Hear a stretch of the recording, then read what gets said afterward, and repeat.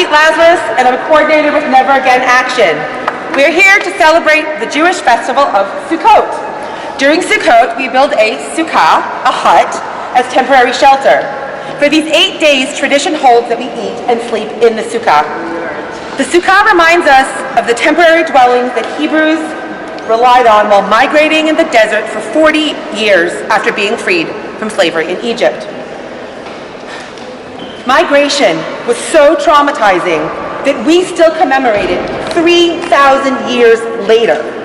3,000 years, and Jews all over the world build these huts to remember the hardship of not having a permanent home and the pain of displacement. What do we want? Permanence. When do we want it? Yesterday.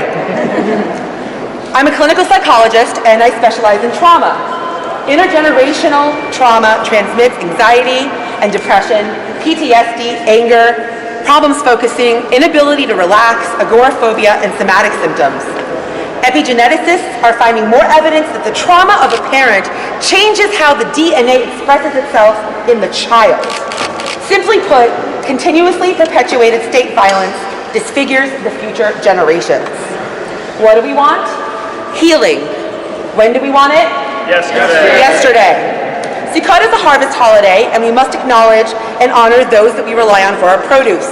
In our country, at least 70% of farm workers are immigrants. Their work is invisible, dangerous, underpaid, and vital. What do we want? Visibility and economic equality. When do we want it? Yesterday. The sukkah also symbolizes a welcoming space where the poor and hungry can come to eat.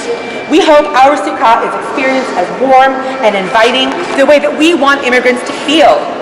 What do we want? Hospitality. When do we want it? Yesterday. As Jews, we see many historical parallels between how we were treated in the past and how immigrants are treated today.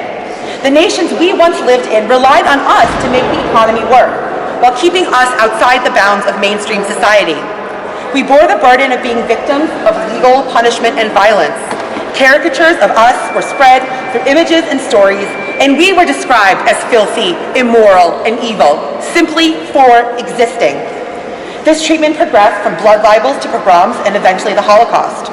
We know in our bodies what can happen when a group of people is demonized and criminalized simply for existing. What do we want? Solidarity. When do we want it? Yesterday. All of these things are happening to immigrants today. Migrants make our economy run while being treated as dispensable. Our national leaders tell lies and tales to depict our most vulnerable as dangerous. ICE raids are designed to terrorize undocumented people and their family and friends. Immigrants are subjected to horrific conditions which dehumanize and degrade at best and murder at worst. And we, all of us here, will stop this immorality. What do we want? Dignity and safety. When do we want it?